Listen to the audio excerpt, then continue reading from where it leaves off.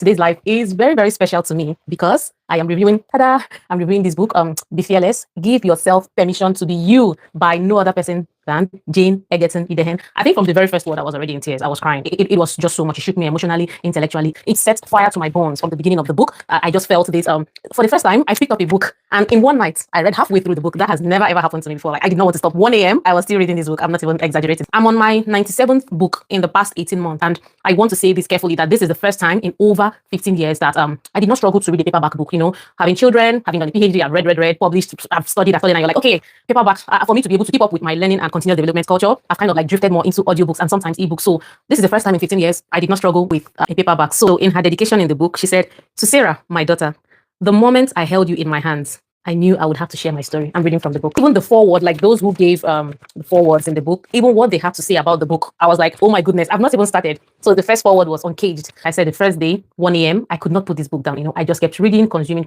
I genuinely saw myself in this book. I saw myself as a teenager. I saw myself as someone in the university. Even when she narrated about, her relationship life in the university, I saw myself in every single word in this book. I saw myself when I was early career, entry level, the trade-offs, the sacrifices you have to make, maybe because you are a mom or, my journey as a child, my struggles, my questions.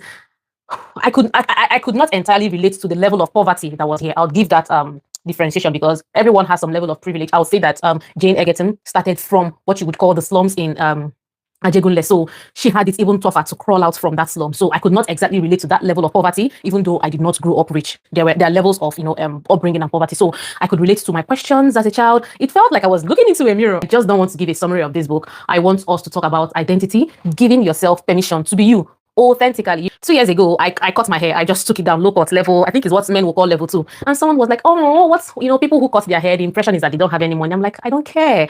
For me, I can't be a prisoner of opinions. I have to give myself permission to be me, so I don't care about that level of opinion from other people.